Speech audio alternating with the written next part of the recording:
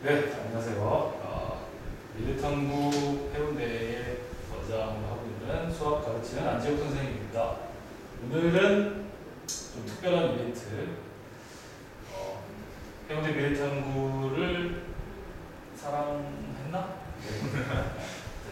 잘 같이 선생님하고 3년 동안 수학 공부하고 또 다른 과목도 공부한 적이 있고 학원 생활, 학교 생활 열심히 잘해서 올해 2학번으로 우리 대학에 잘 가신 우리의 제자들, 친구들, 학생들입니다.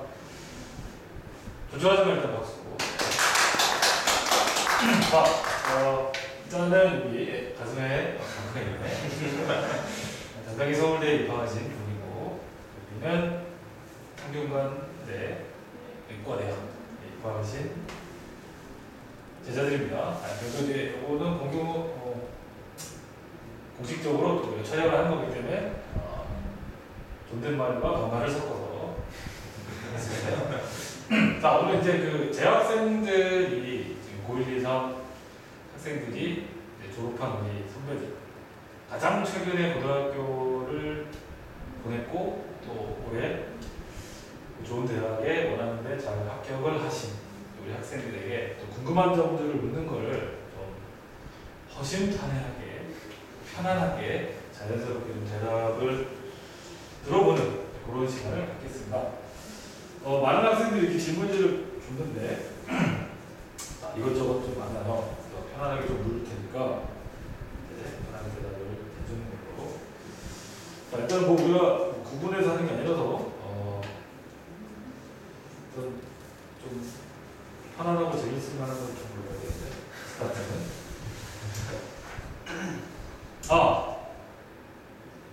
MBTI 본인은 MBTI 알아요? 네. 뭐지? ISTJ. 네. ISTJ는 뭐죠? 좀 한글로 나오잖아. 네? 우리말로 뭐 무슨 역할. 그건 그런 그래? 좀 알아야지. 저는 원준이 ENFJ 나왔습니다. 그거는 어떤 스타일이에요? 정확하게 이름은 기억 안 나는데 약간 스타일.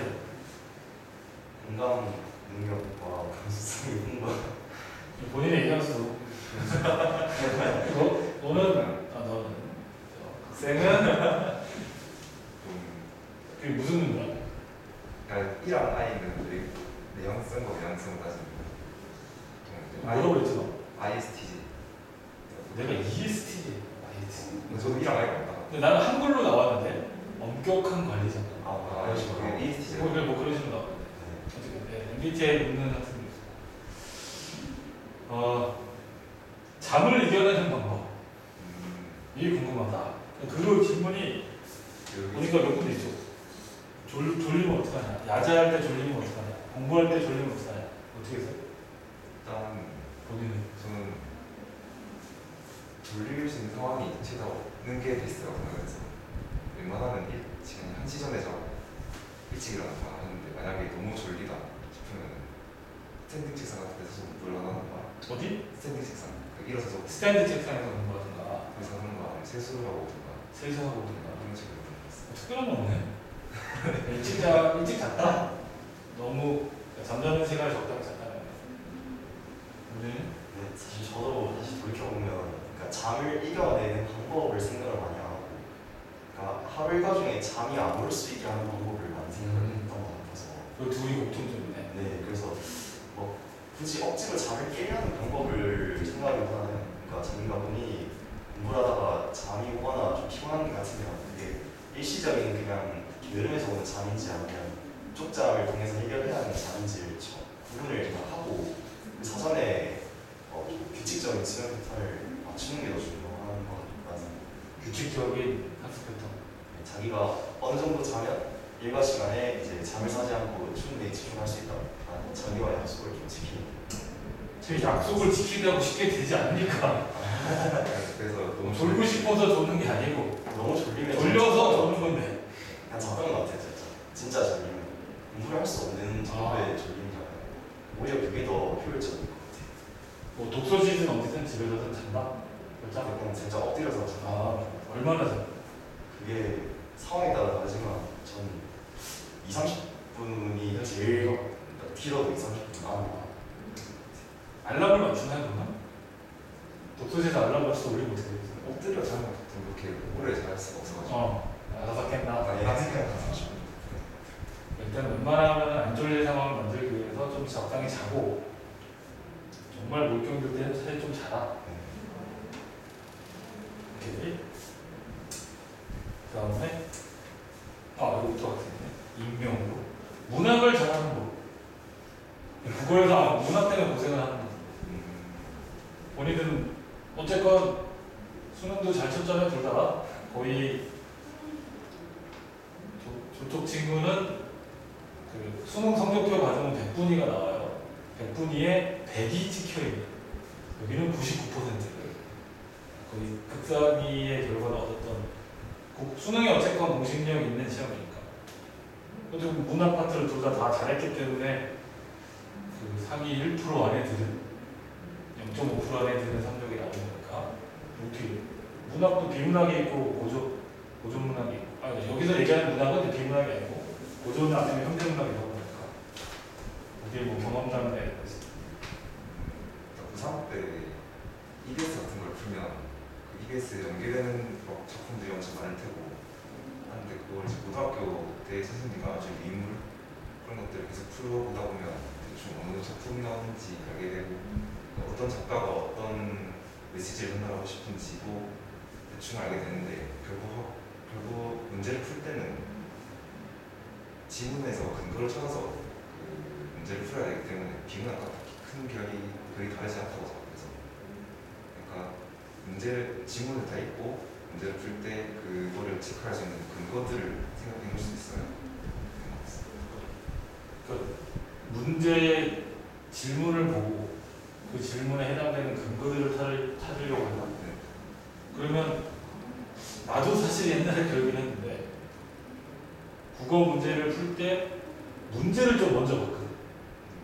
질문을 먼저 보통 지문 하나에 뭐 3, 4개, 4, 5개 이렇게 딸려 있으니까 질문을 먼저 보고 지역적인 거면 굳이 다 안 읽어도 되는 부분은 바로 답하고 전체적으로 읽어야 되는 거는 얘기했듯이 포인트를 잡고 읽어야 되거든요. 약간 그런 것 같아요.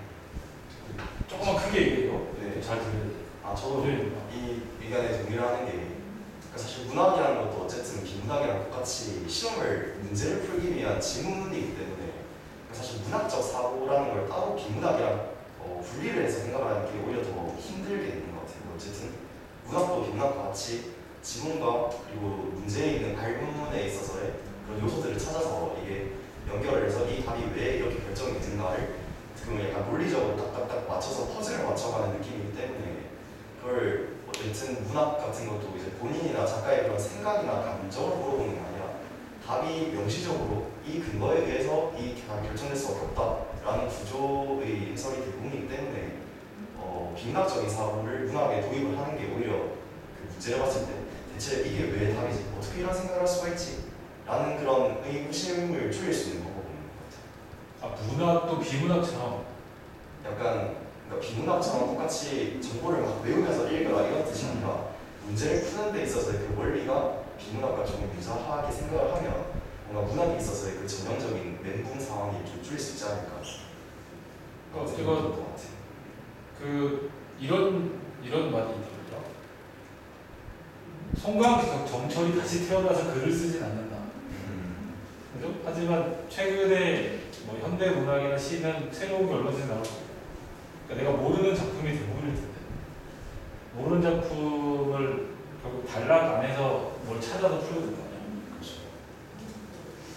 약간은 좀 원론적인 얘기인데, 약간 스킬이나 팁 같은 거 뭐 이런 거. 모의고사 같은 걸 풀다 보면 문제 그 작품에 대한 정보를 줄 수 있는 보기 같은 게 있단 말이에요. 그 보기를 먼저 읽고 작품을 전체적으로 읽는 것도 그 작품에 어떤 식으로 질문하고 보기 같은 걸 먼저 보고 그 다음에 질문을 봐라. 작품에 대한 설명이 있는 것도 있고 아니면 작가의 시대상 그런 것들이 적혀있는 발문이 있어가지고 그런 것들 읽고 풀게 된다면 어떤 식으로 어떤 방향으로 읽어야 되는지 그러면 글을 읽을 때 미리 좀 방향 설정이나 이런 포인트를 잡고 있는 상태에서 글을 읽어낸다.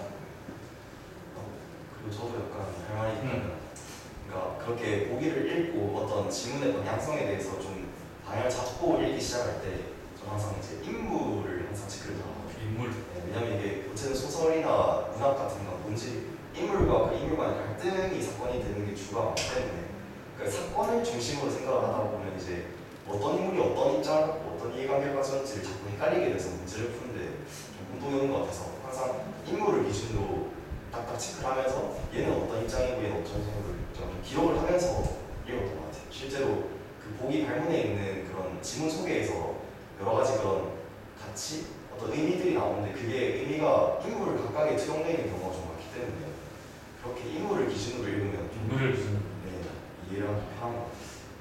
소설이면 그럴 수 있고, 그냥 산문도 있고, 기행문도 있고, 시 같은, 뭐 시도 어차피 사람이 주로 나오긴 하겠지만, 네, 뭐 같은.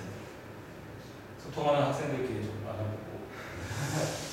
네, 문학은 그렇게 팁을 줬고, 이것도 있네요. 암기 잘하는 법 따로 있나요? 외우는 거 잘하는 거. 외우는 걸 잘하고 싶다. 외우는 게 잘 안 된다. 어차피 외우는 게 사실 필요하잖아, 공부하는 거. 수학 공식도 그렇고, 뭐 영어 단어도 그렇고. 어쨌든 암기가 없을 수 없기 때문에. 암기가 없을 수 없는 게 아니라 암기가 굉장히 크지. 외우는 게 있어야 되는 거니까. 뭐 나름대로 어떤 팁이나 이런 거 주문하는 거. 그래서 암기 같은 거 하면 영어 단어가 있는데 그게 영어 단어 같은 거 외울 때는 이제 중문학과목으로 닥친 대로 외우는 것보다는 좀 더 체계적으로 외우는 게 좀 효율적이어서 예를 들어서 전미사나 접두사 같은 것들이 어떤 역할을 하는 건지 그런 것들을 미리 알아두면 좋을 수도 있고 아니면 정리를 할 때 예를 들어서 A, B, C 순으로 아예 한 다음에 외운다면 그래도 아무래도 중문학 방식 외우는 것보다는 좀 더 체계적으로 외울 수 있을 것 같아서 효율이 좋았던 것 같습니다. 저는 암기는 그냥 반복이라는 말이랑 똑같다 생각을 하는데 어쨌든 이게 반복이라는 게 계속 그러고 봐라죠. 그 본다는 게 단순히 뭐 영어 단어를 쓰는 걸 반복한다 이런 느낌이 아니라 어쨌든 그 암기의 동작적으로 내 뇌에 그 정보를 넣는 게 정석적이니까 계속 뇌에다가 그 정보를 자극을 시켜야 된다 생각해요. 그래서 이게 그래서 어떤 수학 개념 같은 거나 그런 새로운 걸 배웠을 때 그냥 그 수업 듣고 또 생각해보고 다음 수업 듣고 심심할 때 그거 생각해보고 반복하면서 생각해보고 그런 식으로 자기의 생활에서 계속 그런 생각을 떠올리는 점에서 좀 연상을 시켜야 되는 것 같아요. 우리가 롤 같은 거, 게임 같은 거 할 때도 그 수많은 캐릭터 다 외우듯이 그게 다 자기가 관심이 있고 그걸 잘하기 위한 그 열정이 있으면 되게 가능하거든요. 관심이 있고 집중이 생기면 그렇죠. 외워진다. 딴 거 공부하다가 딴 생각을 할 때 외우고 싶은 그걸 딴 생각을 하는 그런 식으로 반복을 하는 게 중요한 것 같습니다. 그리고 하나 동의한 게 영어 단어를 단어장에서 외우는 것도 효율적일 수 있는데 단어장에서 본 거를 지문에서 여러 번 맞닥뜨리면 그게 어떻게든 둘 다 안 잊히니까 그럴 수도 있고 수학 문제도 공식 같은 걸 그냥 외우는 것보다는 공식을 계속 여러 번 어디 써보는 게 직접 자기가 써보는 거, 써서 풀어보고 활용을 해봐야 남는다. 여러 번. 그래서 뭐 선생님 수학을 가르치니까 예전에 이런 얘기 하는데 공식이나 개념 모르면 보면서 풀어도 돼요. 시험 때만 안 보면 되는 거니까. 그러니까 시험 보기 직전까지는 보면서 해도 돼요. 물론 직전까지는 아니고 그 전에 복습을 하든 뭐 숙제를 하면서 문제를 풀든 기억이 안 나거나 자꾸 까먹으면 놓고 하세요. 근데 그렇게 보면서 하는 걸 5번, 10번 하면 그게 결국 외워지는 거예요. 여러 번 쓰는 거니까. 그렇게 생각했고. 자, 다음 질문은 김댕준 학생. 방학이나 학기 중에 식사 시간, 수면 시간을 주로 어떻게 배치해요? 그리고 그 사이에 주로 맛있게 먹던 메뉴를 좀 추천해서 먹는 거 혹시 좀 그렇죠. 이 먹는 것도 뭐가 좀 좋은 게 있으면 도움이 되실까는 궁금죠. 일단 뭐 식사 시간과 수면 시간. 아까 이거 거의 뭐 규칙적이었던 것 같은데. 그 테스트는 규칙적으로 하는 게 점심은 점심시간에 학교에서 먹고 저녁은 저 같은 경우 야자를 안 했으니까 5시쯤 학교가 끝나면 바로 집으로 가서 먹고 저녁 마사지를 고소를 가고 또 밤에 자기 전에 안 먹고 자기 전에 11시 12시 막 먹어서 공부할 때, 다시 공부할 때 맨날 초콜릿 같은 거 먹었어가지고. 초콜릿. 근데 자 이건 다 개인별로 다른 겁니다. 그 초콜릿을 그러는 게 아니라. 공주는 아니, 저도 이제 먹는 거는 진짜 중요하다고 생각을 하는 게 이게 먹으면 기분이 좋아지잖아요. 그래서 자기가 좋아하는 음식 같은 거 그냥 이걸 먹으면서 그냥 공부를 내려놓으면 지금은 행복하다 이런 것들을 좀 정해놓고 먹으면서 공부한다고 아니면 아니죠. 그러니까 이제 자기가 이제 공부를 하지 않는 시간에 이렇게 먹는 게 특히 이런 메뉴를 먹으면 좋다. 아 자기가 좋아하는 음식을 정해놓고 먹는 건 진짜 좋은 것 같아요. 먹기 위해서 공부하는 거네? 내가 2시간을 공부하고 나면 그 음식을 먹거나 아 그것도 괜찮은 그 동기부여일 수도 있고. 동기부여일 수 있고. 왜냐면 그걸 맛있게 먹으려면 공부를 많이 해서 집중력을 해서 에너지를 써야 됩니다. 또 뿌듯하네. 에너지를 쓰던 공부를 그래도 난 2-3시간 하고 이걸 먹으니 잘했다. 실제로도 한 번씩 밥 먹을 나한테 준 선물? 뭐 이런 네, 뭐 거. 그런 걸 수도 있고요. 밥 먹는데 별로 배가 안 고픈 것 같으면 약간 반성도 할 필요가 있는 것 같고. 그런 밥때가 됐는데 배가 안 고픈 거는 열심히 한 게 아니다. 열심히 해서 머리를 많이 썼으면 배가 고플 거다. 하여튼 잘 하는 애들 약간 좀 그냥 뻔한 얘기일 것 같지만 약간 좀 무거운 얘기일 수도 있는데 공부를 하면서 실증 나거나 포기하고 싶은 적은 없었나? 있었다면 어떻게 극복을 하나? 이런 아마 그 다른 질문도 비슷한 게 있는데 슬럼프 공부가 싫고 또 공부가 안 되고 그런 느낌이 많이 있잖아. 나는 한다고 했는데 시간이 진짜 안 나. 그래서 나는 이 정도 했으면 이제 쉴 때 내까지 했는데 30분밖에 안 지나고 한지는 1시간 2시간 되는 것 같은데 뭐 약간 이런 거 슬럼프들 하기 싫을 때 어떻게 해야 좀 공부를 한다는 거에 그렇게 큰 의미를 안 두는 것 같아요. 예를 들어서 그냥 공부를 안 중요하게 생각하는 게 아니라 내가 이런 공부를 한다는 행위 자체에 큰 의미를 두게 되면은 예를 들어서 내가 오늘 12시간 했으니까 내일 조금 해도 되겠지 이런 생각이 자연스럽게 들 거란 말이야. 그래서 내가 공부를 한다는 거 어떻게 한다는 행위 자체에 큰 의미를 안 두고 당연히 해야 되는 거지 라고 좀 생각을 하면 당연히 해야 되는 거지. 하면 당연히 해야지. 하면 좀 트럼프 같은 게 좀 안 올 수 있지 않을까. 오더라도 극복을 할 수 있지 않을까. 하기 싫을 때 있잖아. 사실 하기 싫을 때 그냥 쉬는 게 낫지 않나? 안 하고. 네, 저도 이제 사실 저도 3년 동안 고등학교 3년 동안 생활하면서 돌아봤을 때는 사실 제가 뭔가 공부를 하기 싫거나 지금 갑자기 막 다 내려놓고 싶다 할 정도의 생각을 할 정도로 여유가 없었던 것 같아요. 저는 그러니까 완전 특이한 케이스일 수 있는데 그래서 저는 사실 스마트가 딱히 없었던 케이스이긴 하지만 그래도 주위의 친구들을 경우를 들어봤을 때 대부분 다 이제 공부하기 싫은 그런 시즌이 왔을 때는 진짜 그냥 완전 극단적으로 쉬어야 된다는 얘기를 많이 하는 것 같아요. 그러니까 애매하게 쉬면 그냥 그게 그대로 일상화되고 그냥 이 정도 쉬면 더 쉬고 싶고 더 쉬고 싶고 그냥 아예 하루를 톡으로 쉬어? 아예 훅 쉬어야 그 다음 날에는 이번에는 뭐 하지? 공부를 게임하나? 게임하고 유튜브 보고 그건 이제 뭐 자기가 하고 싶은 하고 싶은 게 중요한 것 같아요. 맛있는 거 먹고 맛있는 거 먹고 그런 식으로 자기가 자기를 잘 알아야 되는 것 같아요. 내가 이때 뭘 하면서 쉬고 어떻게 놀아야 다음 날에 다시 공부를 할 때 기분 좋게 다시 할 수 있을까? 근데 나는 정말 한참 열심히 하다가 한 번 슬럼프가 하루 쉬려고 했는데 그걸 엄마가 봐가지고 엄마가 뭐라고 하고 그럼 엄마 나는 맛있는 걸 먹으면서 오늘 하루 쉴 거예요. 그러면 넌 맨날 먹으라고 이렇게 했었잖아. 그래서 개인의 영향은 개인의 영향은 엄마와의 관계가 중요해. 중요하죠. 정치적인 액션이 필요해요. 네, 맞아요. 혹시 부모님이 집에 계시거나 같이 다니거나 할 때는 공부를 해. 다른 데 좀 쉬고. 반대로 하면 역효과가 나겠지. 자, 다음 질문은 떠나보면 영어 모의고사 풀 때 시간 줄이는 법. 자, 이거 그러니까 영어 이제 듣기하고 집필하고 막 풀 때 이제 아무래도 시간이 정해졌으니까 모의고사는 시간이 모자라다 이 얘기할 텐데. 어차피 근데 듣기는 시간이 정해져 있고, 근데 듣기 풀다가도 왔다 갔다 하는 친구 있잖아. 사이사이에 가서 풀거나 아니면 뭐 답이 나오면 풀거나 뭐 그렇게 해서 거의 대부분 그렇게 하는 것 같아요. 왔다 갔다. 네. 그 왔다 갔다 할 때 진짜 자기가 듣기 놓치지 않으면서 최대한 많이 풀 수 있는 그 역량을 기르는 것도 영어 공부 중에 하나. 리듬이 있어야 되겠네 연습 때. 네. 연습을 해서 이 정도 때는 가서 보고 또 이 정도 때는 다시 와서 하고. 그래서 저도 영어 공부할 때 그 수능특강 같은 것도 이제 영어 듣기책도 있는데 그 듣기책을 사가지고 전 샀거든요.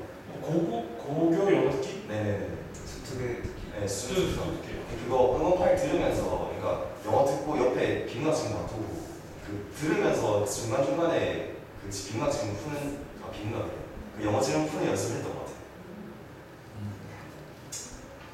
되셨죠?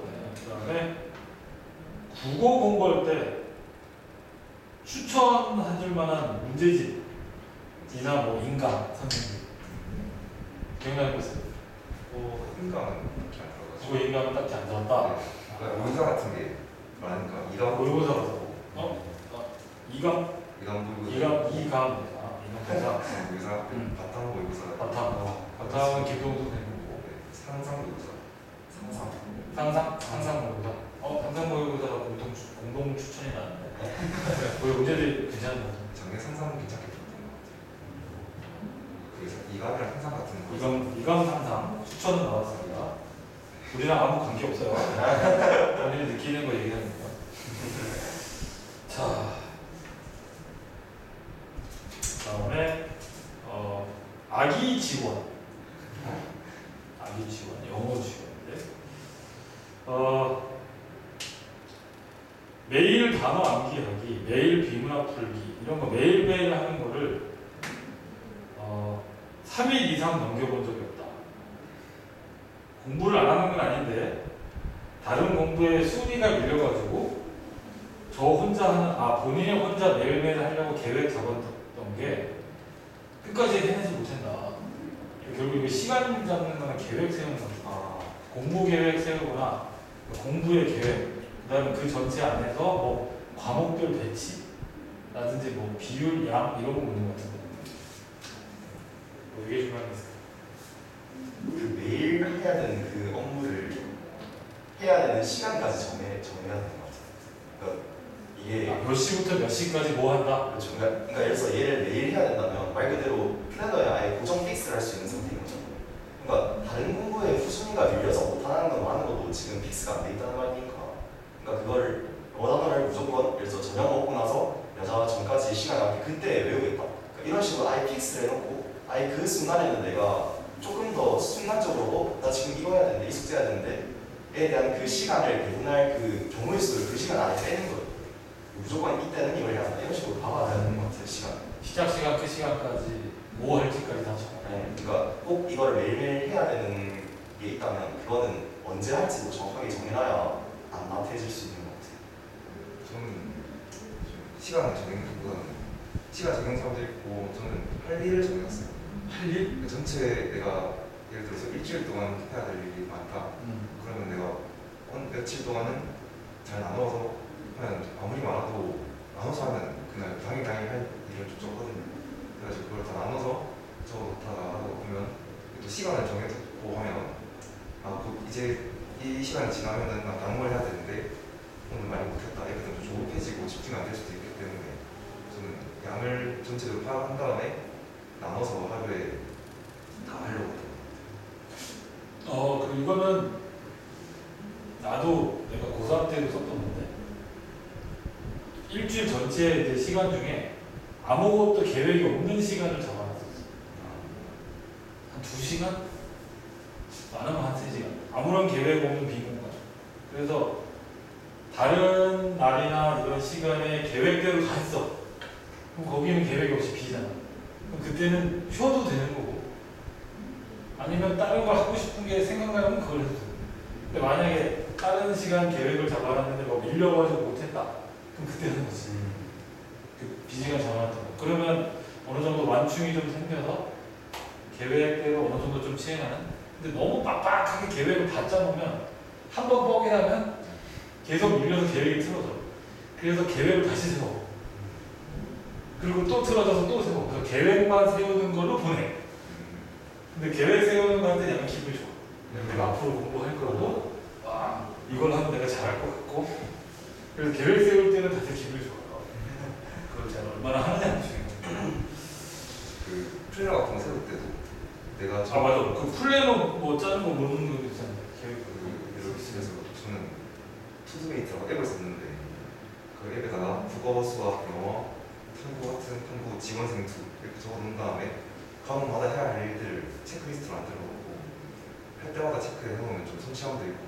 그런데 총 양을 정할 때 제일 중요한 게 내가 하루에 할 수 있는 총 양의 80% 정도만 채워놓는 게 좋은 것 같아요. 80% 정도. 그래야 이제 다 했다는 성취감도 생기고 혹시나 변수가 생겼을 때도 다 할 수 있게끔. 그럼 다 했으면 그 남은 20%는 10%는 이제 좀 쉬던가. 쉬던가. 이건 성향 차이인 것 같은데 저 같은 경우는 하루에 할 수 있는 계획의 제 용량의 120%를 계획 있었거든요. 약간 이게 어떻게 보면 자신을 채찍질하는 방법 중에 하나인데 하자. 저는 엄청 좀 약간 사실 제가 옳다는 것 같은데 스마트한데? 아까 저때 그랬듯이 제가 뭐 슬럼프를 느낄 만한 그런 여유도 없을 정도로 열심히 달렸다고 했었는데 근데 실제로 120%를 해놓고 성취를 할 때도 있거든요. 그렇게 하다 보면 그렇게 공부 역량이 점점점 증가하는 것 같아요. 내가 어쨌든 공부를 할 수 있는 그 가용 능력이라는 것도 키울 수 있는 영역이란 말이에요. 그래서 연습해서 그것도 늘려라. 그렇죠. 그러니까 자기가 하루에 100을 할 수 있으면 100을 세우는 게 아니라 110을 세운 다음에 오늘은 105를 해보고 그 다음 107을 해보고 이렇게 하다 보면 조금 더 공부의 효율을 더 높일 수 있는 것 같아요. 저기는 약간 스파르타적인. 네, 그렇죠. 이게 옳은 건 아닌 것 같고 이거 하다가 이제 슬럼프가 올 수도 있을 것 같아요. 너무 지쳤다. 이건 자기가 맞는 걸 좀 선택해서 하는 게 좋은 것 같아요. 계획의 스타일. 오케이. 중간에 약간 가벼운 질문일 수 있는데 미탐을 다니기 전과 후에 성적이 달라졌냐? 솔직하게 여기서 근데 뭐 일단은 예비고일부터 나오고 수학을 계속해서 3년을 했기 때문에 전과 후를 얘기하기 좀 애매하고 맞아요. 뭐 다른 방법도 있을 거고 뭐 그러면 이게 약간 광고성인데? 근데 어쨌든 후는 잘했죠. 둘 다 수능 수학 몇 개 틀렸죠? 다 맞았네. 수능 수학 몇 개 틀렸죠? 다 맞았어요. 다 맞았네. 잠깐만. 광고 쓰겠는데? 이건 좀 그 정도 하고. 요것도 하나. 요것도. 고2 2학기를 보내고 있는 학생에게 가장 필요한 조언이 있다면 무엇일까요? 고2 2학기. 지금 고2 2학기죠. 고2 2학기도 지금 2학기니까 본인이 고2 때를 생각해봐도 좋고 아니면 지나보니까 후회됐다거나 아니면 이랬었으면 더 좋았겠다 싶은 뭐 이런 게 있을 수 있을 것 같은데. 저는 개인적으로는 고등학교 2학기 때가 성적이 제일 높았던 때라서 기분이 제일 좋았던 것 같아요. 근데 그때 열심히 할 수 있었던 원동력 중에 하나가 그러니까 내가 2학기를 잘 보내야 다음 학기인 3학년 때 조금 더 행복하게 공부할 수 있지 않을까.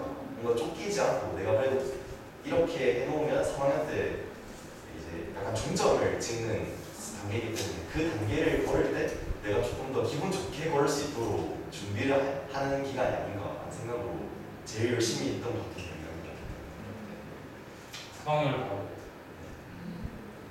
3학년 후가 직전 학기니까 직접 고2 그죠. 저 같은 경우에는 아무래도 3학년 때는 문제를 많이 풀고 더 집중해야 되는 시기니까 개념에 시간 안 뺏기게 개념을 더 잡고 했던 것 같아요. 개념? 예를 들어서 지원은 선택하고 지원 지구가 오늘 선택했는데 지원은 논의를 하더라도 생투 같은 경우는 이제 2학기 때 시작했는데 생투 같은 과목의 개념을 2학기 때는 개념 자체는 다 잡고 해야겠다 목표를 잡았어요. 개념을 했는데도 또 한다. 근데 이제 그 시간 그래도 빠르게 하겠지. 알고 있는 거 빨리 넘어가고 조금 애매하거나 이런 거는 또 보고. 심화된 문제를 푸는 것도 좋지만은 그 개념을 탄탄하게 해놔야 그 개념들이 복잡하게 모여서 다 어려운 문제를 만드는 거기 때문에 그런 것들 3월 나오기 전에 준비는 좋았습니다. 저도 이거 동의하는 게 국어 문법도 좀 저는 국어 문법 개념. 그러니까 3학년 때 실전 학습을 해야 되기 때문에 2학년 2학기 때까지 이제 그런 시간을 많이 투자해서 암기를 하고 기반을 다져야 되는 그런 일들을 해놓는 게 좋은 것 같아요. 그 개념이라고 하면 뭐 꼭 수학에만 개념이 있는 것 같지만 그게 아니죠. 국어든 영어든 뭐 사회든 과학이든 개념이 없는 과목은 있을 수 없고 개념이 정확하게 이해되고 기억이 돼야 문제를 풀던 또 그래야 속도도 빨라지고 개념을 생각하거나 기억하는 것 자체가 오래 걸리면 그게 문제 풀도 오래 걸리는 거예요. 자, 그리고 고3 학생 얼마 이제 1년 전 지금 돼서 생각나? 수능이 100일도 안 남은 그죠? 100일도 안 남은 지금이시죠. 구모 끝나고 9월 모의평가 끝나고 나서 과목별 공부법 국영수 9월 모의평가 끝난 지 2달밖에 안 남은 거니까 거의 그냥 국영수를 어떻게 두 달, 석 달을 남은 상황에서 어떻게 공부하고 정리하는 게 좋나?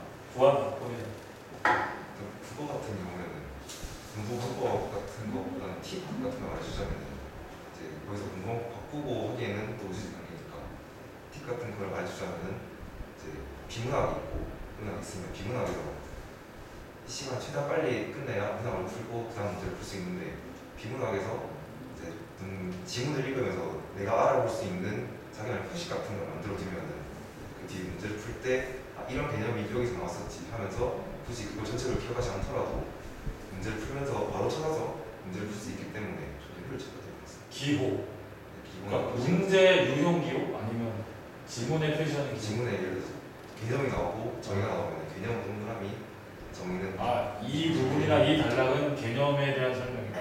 뭐 여기는 정의를 얘기하는 부분이다라고 지문에 단락에다 표시해놨다. 비례하는 건 올라가고 내려가고 그냥 하세요. 뭐 다시 비례 관계 같은 거 비례 관계. 하면 이제 상승할 때 같이 상상하는 것들은 하세요.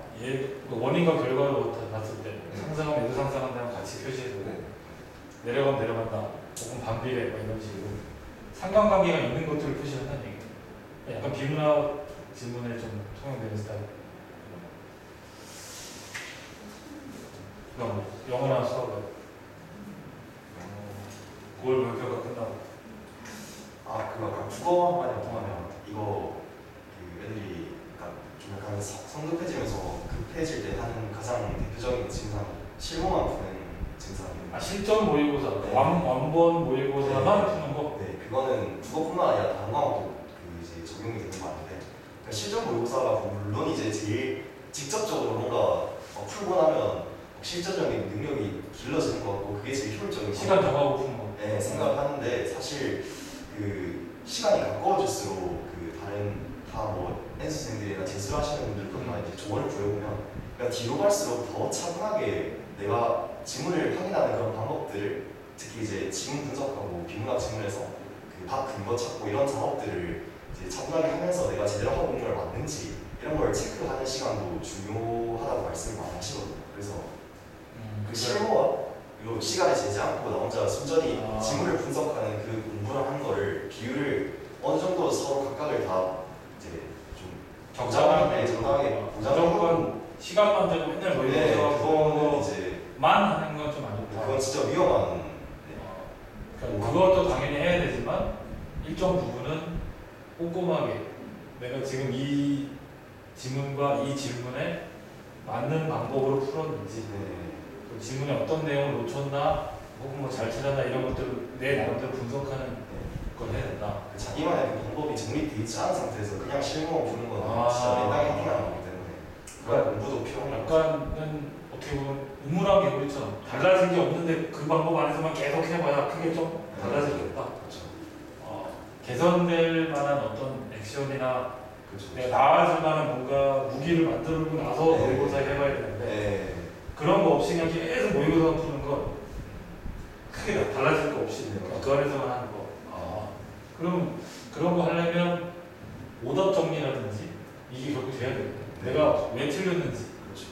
혹은 왜 못 풀었는지 그거를 분석하고 확인해서 이랬구나 저랬구나 하는 거. 맞았더라도 내가 제대로 이게 근거를 찾아서 맞춘 게 맞는지 이런 거 체크. 그리고 또 이런 거 있잖아요. 약간 내가 사기쳐서 맞은 거. 맞아 그런 거. 분명히 채점에서 답은 맞았지만 온 세상에서 나를 속일 수는 없거든. 내가 문제를 보면 내가 이거를 정말 제대로 해서 제대로 맞았는지 약간 사기쳐서 맞았는지 그렇죠. 내가 제일 잘하니까 그 문제를 체크해 보는 거죠. 오케이. 뭐 수학은 수학 얘기인 거 수학도 비슷할 것 같고 수학이나 영어에서 뭐 좀 특별히 모의고사 끝나고 2달 남은 상에서 줄만한 팁 이런 게 효과가 좋았다. 이런 식으로 하면 좋을 것 같다. 저는 수학할 때 그 실수 노트라는 걸 만들었거든요. 실수 노트. 네, 그게 뭐 발상 노트 이렇게 얘기하긴 하는데, 그러니까 문제를 이제 특히 3학년 때는 실전적인 문제를 많이 푸는 시기다 보니까 이제 문제를 많이 접하게 되고, 그러니까 오답도 나오고 정답도 많이 나오는데, 그 모의고사를 풀거나 문제를 풀 다음에 그 문제에서 내가 배울 수 있었던 점들을 간략하게라도 메모를 해놓는 그런 약간 메모장을 만들었어요. 따로 노트를 만드는 거. 그렇죠. 근데 그걸 그럼 문제도 거기다 다 적어놔야 돼? 아니요, 그렇게까지 하는 게 아니라 나만 알고 자기만의 언어로 이제 기록을 해야 돼. 이게 오답노트를 하면서 가장 바보 같은 게 그냥 무식하게 문제 잘라가지고 붙이고 며칠년치 쓰는 이런 게 진짜 바보 같은 짓인데, 그러니까 딱 한 줄. 그거는 이제 시간이 너무 오래 걸려. 그렇죠. 그치? 이게 자기가 이제 딱 보고 정확하게 내가 이 문제에서 실수를 한 요인, 내가 왜 실제로 내가 뭐 플러스를 마이너스를 볼까, 막 이런 것도 이렇게 진짜 간단하게 적어놓은 거예요. 그렇게 그런 실수나 그런 요인들을 다 축적해놓고 나면 이제 모의고사를 칠 때마다 이제 수학 치기 전에 볼 거 없을 때 뭐 이상 뭐 기념서 이런 거 보는 게 아니라 내가 수학 실전을 풀면서 내가 어떤 삽질들을 했고, 그리고 또 좀 어려운 상황이 닥쳤을 때 이런 아이디어를 너무 좋지 않을까 이런 것들을 기록한 걸 다시 보면 그 시험에는 그 실수는 안 하게 되더라고요. 조금 이해하기 쉽게 진짜 쉬운 예로 들으면 그 수학 문제를 풀 때 예를 들어서 여러분 이제 2차 함수, 3차 함수, 4차 함수 이런 게 있잖아요. 그러면 뭐 간단히 얘기하면 3차 함수로 문제가 나왔는데 최고차 계수가 양수인 것만 갖고 푼 거야 나는. 아주 쉬운 예. 그러니까 분명히 이런 스타일의 문제 풀 때는 반드시 최고차 계수가 양수, 음수를 둘 다 따져봐야 된다. 뭐 이런 식으로. 맞아. 그러니까 이렇게 멘트를 적는 거예요. 그러면 나만 알아볼 수 있으니까. 3차 함수 관련된 뭐 미분 문제 풀 때 참거짓이 나오면 꼭 최고차 계수, 양수, 음수 방향 따져. 뭐 이런 식으로 멘트를 적는 거예요. 그러면 언제든지 봐도 내가 그 팁은 내가 알아볼 수 있어요. 맞아. 이런 식으로 적으라는 얘기니까 수학 같은 경우는 그렇게 하시면 되고, 뭐 이건 과학도 마찬가지고, 뭐 다른 탐구나 뭐 사회도 마찬가지고, 뭐 사회 탐구나 말고 사회 과목이 많지만 뭐 한국지를 하든 뭐 세계지리 하든 이런 거 보면 지도와 관련된 분석이나 도표 분석 뭐 이런 거 나오면 내가 틀렸던 거는 반드시 내가 뭘 놓쳤는지, 뭐 수학하고 과학도 그렇고 사회도 그렇고 반드시 이 축을 가진 도표 그래프가 많이 나와. 세로축, 가로축. 반드시 양쪽 축이 뭔지 따져야 돼. 맞아. 가로축이 뭐냐? 가로축은 보통 잘 안 바뀌고 세로축이 많이 바뀌거든. 세로축이 어떤 값이냐에 따라서 그 그래프의 해석이 달라지기 때문에 이런 거 팁을 적어놓은 거예요. 이럴 때뭐 별표를 치든 느낌표 쳐든 이런 거 조심. 빼먹지 말고 뭐 주의 뭐 이런 거 있잖아요. 그런 거를 나름대로 뭐 실수 노트 진짜 많이 내. 내가 실수했던 거, 놓쳤던 거, 미처 내가 생각 못했던 거 그런 걸 쭉 모으는 건데 나중에 이제 그거 보면 나는 바로 있으니까 그런 얘기가 있다. 얼마 안 남았을 때니까 문제 실전적인 문제를 풀어야 하는 그런 느낌을 알아야 되는데, 그리고 고등학교 수학은 이제 그 특수한 경우는 따지는 밖에 없잖아요. 말해서 그래서 접선을 구한다든가. 이 말은 고등학교 수학에서 답은 특별한 포인트에서 답이 나온다. 쉽게 얘기하면 접할 때 변곡점 그런 포인트들 거의 뭐 이런 데서 답이 나오는 경우가 많으니까. 그런 포인트 잘 알고 있으면 그거를 기준으로 알 수 있고, 이제 과학 같은 경우도 지구학을 제가 늦게 바꿨잖아요. 그래서 그런 공부를 제일 열심히 했었는데, 지구학 같은 경우에 선지가 기름, 이음, 디귿이 있으면 내가 문제를 풀면서 틀렸던 선지나 아니면 좀 헷갈렸던 선지들은 작은 노트에다가 다 일일이 적는 게 아니라 좀 일반화를 해서, 예를 들어서 그림 나에서는 어떠하다 하면 이제 그 적을 때 그 나를 이제 원래 있던 개념으로 다시 바꿔서 일반화를 시켜서 적어놓으면 시험 치기 전에 잠깐 훑어보고 좋고, 실제로 어쨌든 내가 기억하고 내가 알아보기 편한 방법 그런 걸로 따로 모아놓으면 그건 정말 온 세상에 하나밖에 없는 내 책이에요. 내가 틀리고 내가 몰랐던 거 내가 정리해 놓는 거니까. 과목별로 그거 실수 노트 만들면 그거는 좋은 팁이 되겠군요. 그 다음에 이제 중요한 야매축 야식 메뉴 추천. 네. 공부하다가 야식 먹고 싶을 때 뭘 주로 먹어라. 아니면 이런 건 안 좋다. 이것도 괜찮은데? 이건 좋은데 이런 건 이건 이렇게 거 안 좋다. 그냥 제가 좋아하는 걸 말씀드릴 건데 일단 야식은 안 좋습니다. 야식은 야식은 제일 안 베스트인데 아 그래? 네, 왜냐면 이게 야식을 먹으면 다음 날 아침 패턴도 좀 안 좋아지고 아침 식사도 제대로 못하게 되고 이러면 또 좀 균형이 깨지는 거기 때문에. 근데 학교나 집에서 뭐 이럴 때 저녁 급식을 먹고 이러면 5시, 6시 일찍 먹으니까 10시, 11시면 배고프잖아. 저는 그 초콜릿 계속 먹어요. 초콜릿, 여기 초콜릿 많지. 초콜릿 바. 초콜릿 브랜드? 여기 괜찮아. 이런 공주파가 아니기 때문에 초콜릿 브랜드 중에 페르로시아 페레로쉐. 그게 입에 넣어놓고 먹으면 그래? 겉에 땅콩이 있고 속에 크림, 초코 크림 들어있는 거. 페레로쉐. 전 기숙사 생활을 했어가지고 사실 이게 좀 내로남불이긴 한데 저는 다 먹었거든요. 근데 그게 진짜 재밌었던 게 야식? 그냥 기숙사 친구들이랑 그냥 시켜 먹는 거? 야자 끝나고 그냥 치킨 시켜 먹고 피자 시켜 먹고 이렇게 하면서 그냥 얘기하고 대신에 그때 얘기하고 놀기 위해서 이제 열심히 공부를 해줘. 그때는 쉬어야 되니까. 차라리 막 어차피 11시 넘어서 아무것도 공부도 안 할 거고 그냥 침대만 누워있을 바에는 뭐 친구들이랑 얘기하면서 스트레스 푸는 거 괜찮으니까. 네. 그리고 두 분 다 면접을 치셨죠? 네. 면접. 요거 있네. 면접 때 이런 걸 잘했다. 그래서 뭐 학생부의 세특이라든지 뭐 연결이라든지 뭐 이런 것들. 면접을 쳤으니까. 면접을 잘 쳐서 의대까지 하셨으니까. 저쪽은 성균관대 의대. 그 진짜 몇 명 안 뽑는다는 그 성균관대 의대. 서울대보다 적게 뽑죠? 네. 네. 면접 때 기억을 해요. 면접 때 뭘 몰라요? 그 정신은적이었어가지고 일단 세트 같은 거는 생기분 아예 없어가지고 저희가 자료로 주지를 않아서 그러니까 수의대였어요. 수의대여가지고 왜 수의대 오시냐 그리고 수의대 온다면 수의대 커리큘럼에서 제일 관심 가는 거 뭐냐 아니면 수의사가 되고 나서 뭘 하고 싶느냐 이렇게 좀 기본적인 질문. 아니면 특이한 질문 없어. 정시였어가지고 되게 질문. 본인은 저도 정시 면접이긴 했었는데 네, 그래서 그때 약간 윤리적인 그런 도덕성을 물어보는 질문이 있었거든요. 그게 뭐 사실 문제랄 것도 별로 딱히 여기는 면접이니까 좀 뭔가 좀 특이한 거. 그냥 근데 사실 제가 솔직하게 말해도 제 면접이 그렇게 어려운 면접이 아니었거든요. 확실한 건 이제 그게 문제가 어렵든 쉽든 이제 똑같은 한 제일 중요한 건 자기가 그런 어떤 이슈나 그런 문제 상황에 대해서 자기만의 그 가치관이 뚜렷해야 된다는 점이고 그 가치관이 뚜렷하면 아무리 딜레마 문제가 들어오더라도 나는 이런 가치를 더 중시하기 때문에 이렇게 생각할 것 같다 라고 거짓말 없이 얘기를 할 수가 있거든요.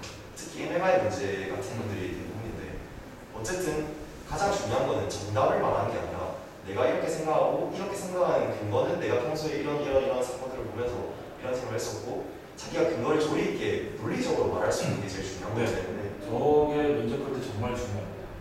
자기 생각을 얘기할 때 이유와 근거를 연결을 잘해서 얘기하는 거. 남 얘기를 전달하듯이 하는 얘기가 제일 안 좋아요. 그게 면접에서 가장 어렵고 내가 어떻게 생각하고 내가 왜 그렇게 생각하는지 얘기하는 거. 이게 정말 중요해요.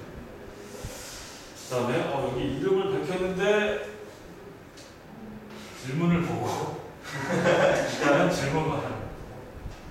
방에서 공부를 하면 침대만 누워있는데 침대를 없애야 할까요?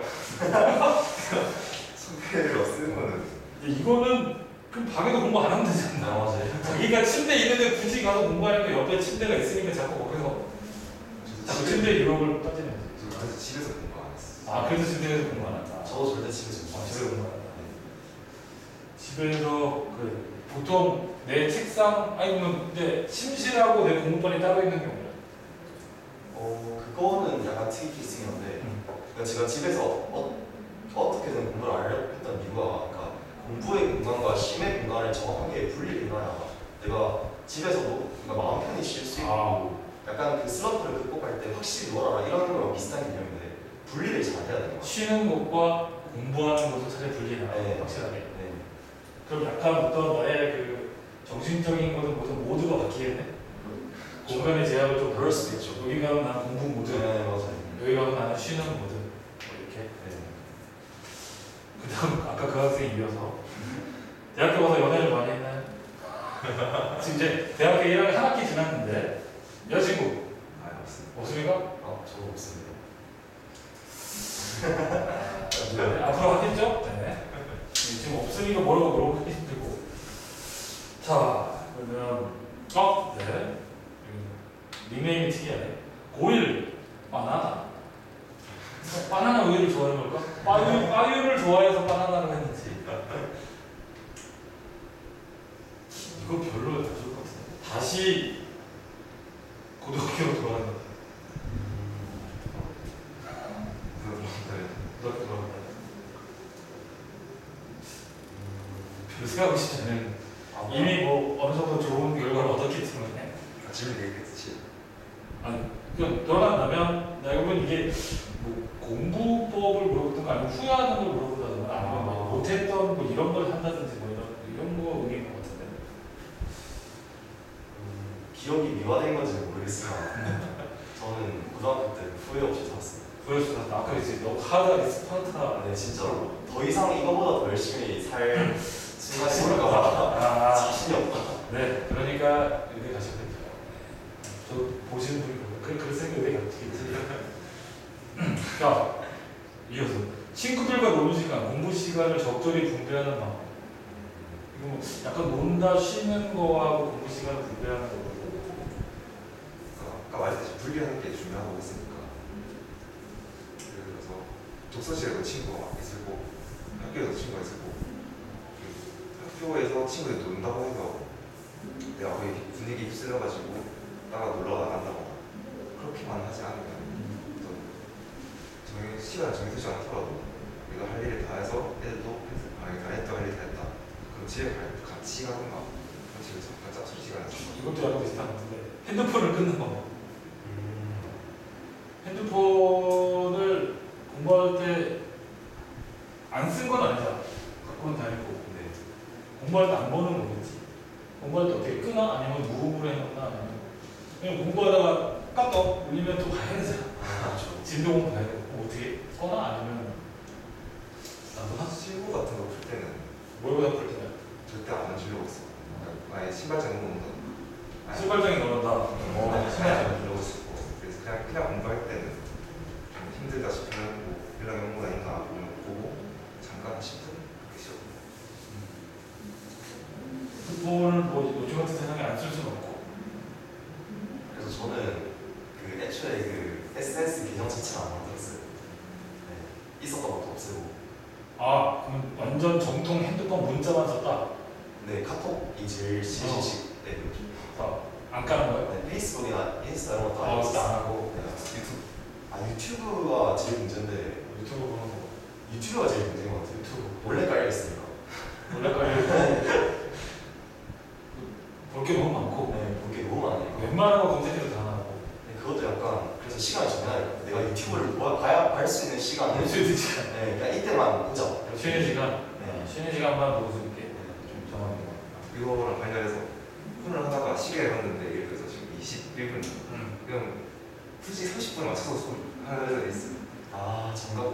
정각이 시작하려고 해야 되는데 예를 들어서 그래 난 30분까지만 봐야지. 이거 정말 1시까지만 봐야지. 뭐 이렇게 계속 그게 지리가 되는 거니까 그냥 공부해야 될 시간 생각이 들면 1분이든 3분, 21분이든 23분이든 30초도 그냥 좀 적어라. 보는 거 그게 한 번에 어렵지 시작하게 하면은 진짜 쉬는 거를 딱 봤으면 진짜 5분이면 5분이 상징적인 정보 조금 봤으면 그냥 바로 1분을 적고 이렇게 과감하게 하는 게 필요하거든요. 네, 좀 여러 가지들 또 얘기를 나눠봤고 근데 좀 실제 가장 최근에 고등학교를 보내고 또 올해 대학을 가는 선배로서 공부하는 학생들에게 조금 뭐 특별히 주제 없이 정말 진짜 꿀팁 같은 거나 이런 것도 좀 있으면 이런 것도 좀 궁금한 게 많을 것 같은데 공부든 생활이든 뭐 과목별이든 아침에 찍기의 방법이야 진짜. 아침에 딱 안내할 때는 이렇게 찍어라. 국어도 영어도 수학이 되는 거예요. 아침에 딱 일어났을 때 씻든 바로 먹든 한 30분, 1시간 정도는 폰 안 걸고 들고 있었어요. 폰을 일어나자마자 폰을 잡지 않는다. 그게 뭔가 공부가 잘 된 날이 있고 공부가 안 된 날이 있어가지고 피드백을 계속 해보니까 차이점이 아침에 폰 했냐 안 했냐. 아, 혹시 그러니까 아침 1, 20분 동안 폰을 받냐 안 받냐가 그날에 공부하는데 영향을 미쳐. 아 그게 동력이에요. 진짜 이거 뭐 휴대폰을 보면 눈이 피로해져가지고 그러니까 점심부터 살짝 몽롱해지는 것도 있는. 아, 일어나서 얼마 안 되는 시간에 핸드폰이나 이런 걸 많이 보면 쉽게 피로해진다. 그건 과학적인 이유도 있겠지만 좀 심리적인 이유로 심리적인 지크스 같은 게 있을 수 있으니까 이거 한번 시험을 해봐요. 저는 진짜 일어나서부터 뭐 오전이나 뭐 점심 때까지 한번 핸드폰을 안 봐보고 지내보는 거지. 학교든 공부든. 그래서 차이가 어떻게 되나? 그래서 뭐지 좀 이상한데 해가지고 진짜 실험을 하고 있어요. 시험을 해. 한번 아침에 일어나서 폰을 한 날이랑 폰 안 한 날이랑 계속 돌아왔을 때 진짜 안 한 날이 집중도 잘 되고 힘을 줘. 그거 안 본 날은 언제 처음 본 거야? 일어난 이후로. 저녁 때? 오후에? 점심 때? 유튜브를 보다가 그러면 아침에 폰을 하면 안 하면 뭐 집중을 안 하는 거 같아가지고 그랬던 거가 제일 처음 시작했던 거. 핸드폰이 참 거의 자기의 분신 같은 거고 거의 못할 수 없는 것들이 다 들어있어. 게임이고 뭐고 영상이 워낙 많으니까 그런지 자기가 컨트롤을 잘 하는 수가 가장 중요하다. 또 뭐 다른 그 저는 약간 친구 관계를 좀 얘기해보고 싶은데 이게 극단적으로 두 가지 케이스가 있어요. 하나는 친구들이랑 애매하게 어쨌든 나름 관계를 맺고 살아가는 친구가 있고 하나는 진짜 완전 아예 인간관계에 끊고 쟤는 어떤 생각을 하면서 살고 있을까라는 생각이 들게 만드는 그런 진짜 완전 자기를 분리시키는 그런 유형인데 저는 이제 후자의 경우에는 그렇게 뭐 사람에 따라 그게 더 편할 수도 있겠지만 저는 이제 전자의 경우였기 때문에 그 친구 관계가 있다는 걸 전제하고 얘기를 했을 때 자기가 다른 사람들과의 그 이제 관계를 맺을 때 자신의 그 아이덴티티를 좀 잘 형성을 해놓는 게 중요한 것 같아요. 이게 나쁘게 말하면 엄청 약간 야비하고 사업가적인 그런 스타일인 건데 그러니까 언제든 자기가 다른 친구들의 부탁을 거절했을 때 그 친구가 상처를 받지 않는 그런 관계를 만들어놔요. 그러니까 이게 뭐라고 해야 되지? 그러니까 내가 만약에 일관성이 없고 다른 친구들한테 이럴 땐 이랬다가 이땐 이랬다가 이렇게 하면 사람이 무게감이 없어 보이고 신뢰를 잃게 되잖아요. 그러면 친구가 그래서 어디 가자. 근데 나 오늘 안 갈래? 그럼 아니 저 때는 나한테 가줬잖아. 이런 식으로 싸우게 되는데 이제 이 친구는 저녁 시간에 PC방을 가지 않는다라는 게 박혀있으면 애초에 물어보지 않아요. 어느 정도 가이드라인을 내 생활에 대해서 좀 남들이 알 수 있게 해야. 네, 그게 친구들한테 거절을 잘 하라는 말이 아니라 자기가 자기의 그 행실을 똑바르게 만들어놔야 그 친구들이 그러니까 일관성 있게. 그렇죠. 그 자신의 그 바운더리 안에 있는 그 바운더리를 침범을 하잖아요. 그게 자기만의 그런 세계를 만들어라라는 말로 표현하는 게 아니라 말 그대로 진짜 자기를 바르게 갈고 닦으면 친구들이 그 바른 친구를 그러니까 물을 흐리고자 하는 그런 심리가 좀 없어지는 것 같아요. 바르니까 깨끗하고 바르니까 얘는 건들지 말자. 오히려 얘가 거절을 하면 내가 얘를 너무 상처받겠나? 힘들겠나? 오히려 미안한 마음이 들 수 있을 정도의 그런 좀 바른 생활을 하는 게 좋지 않을까. 그런으로 인해서 친구 관계에 있어서 좀 에너지를 덜 소모할 수 있을 것 같아요. 어차피 고1, 고2, 고3을 결국 학교를 다니고 학교를 가면 반드시 옆에 친구들이 있기 때문에 대인 관계라는 게 없을 수 없으니까. 네. 그런 얘기들. 끝으로 자 서울대 막상 가보니까 뭐가 좋다? 모두가 그렇게 꿈꾸고 좋아하는 서울대 학생. 근데 이게 대학에 들어가기 전에 보는 네. 서울대랑 본인도 꿈꾸고서 가긴 갔는데. 딱 들어왔을 때 보는 서울대랑 완전 다르잖아요. 이게 어떻게 다르냐면 밖에서 봤을 때는 서울대 완전 멋있다 이렇게 하는데 그리고 들어가서 막상 가보니까 나도 서울대 별로라고? 별로가 아니라 나도 서울대고 저 사람도 서울대고 모두 다 서울대니까 좀 더 그런 느낌이 옆에 있는 사람 서로 다 서울대니까. 그러니까 저런 느낌이 없지 않아 있는데 아. 그래서 결국 여기도 사는 곳이구나. 그래서 그래도 이제 캠퍼스도 넓고 하니까 다른 과 사람들 동아리 같은 것도 하면서 다른 과 사람도 보고 교류를 서울대라는 그런 바운더리 안에 있으니까 더 관심사도 비슷할 수가 있고 대화가 좀 잘 통할 수도 있고. 자, 의대 뭐가 좋아요? 의대생. 사실 예과라 가지고 옷도 하얀색 입고 왔어. 야, 의대생이라고 옷도 하얀색, 마스크도 하얀색. 아 예과라 가지고 사실 의대가 좋냐 이걸 얘기하기보다는 저도 의대를 희망하고 갔으니까. 네, 의대 일단 선배들도 다들 엄청 암기왕이시고 그래서 뭔가 같이 생각할 때 의대 정말 많이 엄청나게 외워야 돼. 동경의 대상들이 좀 많은 것 같아요. 영어 단어부터 뭐 모든 게 다 외우는 거니까. 한 번씩 막 대충 이름 적으면 막 어디 인터뷰 막 나와 있고 막 이러니까 그런 것도 재밌는 것 같고 그리고 뭐니 해도 상대 싸이가 왔으니까 이것만 근데 해도 싸이가 대학 축제는 여기저기 워낙 많이 다녔는데. 저희 학교가 제일 처음 왔어요. 아, 일본 찾아라. 엄청 공연을 길게 하고 가셨어요. 1시간 반 넘게 했나? 네, 1시간 반에서 2시간 사이 정도. 아, 그러면 원래 계약 시간보다 좀 더 하지. 네, 계약 시간을 한 1시간 저희 보통 있었는데 한 시간 그걸 넘겨서 이제 저희랑 같이 놀아주셨어요. 거기 근데 대학교 축제는 흠뻑쇼처럼 안 하지. 물 뿌리진 않는데 그리고 그냥 물만 없는 벅쇼인 것 같아요. 딱 물만 없는. 엄청나게 뛰고 막 땀나고 네. 그러니까. 서울에는 축제가 그 이게 좀 다릅니다. 길거리 왔는데 길거리 너 성대 갔다가 아 맞아. 그런 말.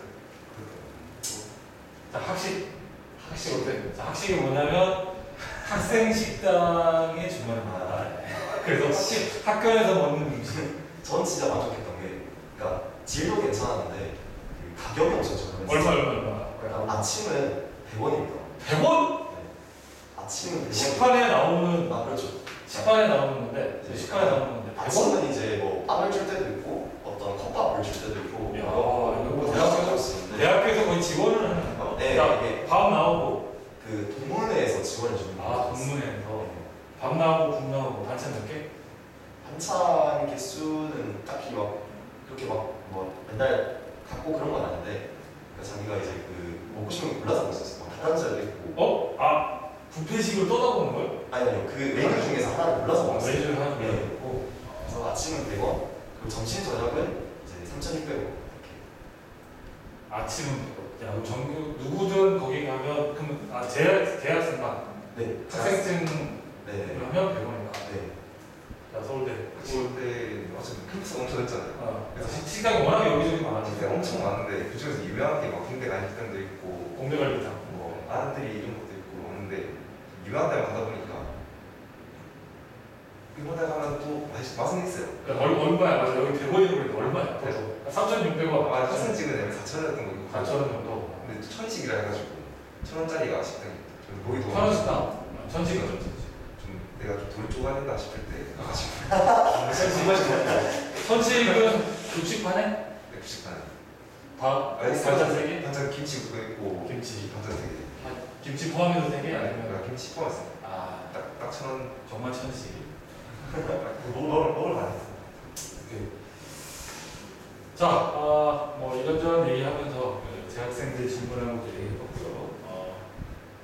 뭐 느꼈겠지만 일단은 기본적으로 본인의 어떤 이 생활 관리와 시간 관리가 일단 가장 기본적으로 규칙적으로 꾸준하게 이게 정말 중요해요.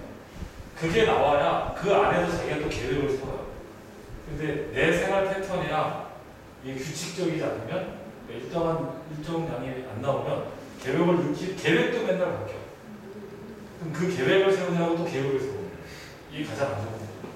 그래서 본인의 시간 패턴과 생활과 자기 스케줄을 얼마나 규칙적으로 규격을 짜서 일단 진행을 해야 중요하고 그다음 당연히 실천이겠죠.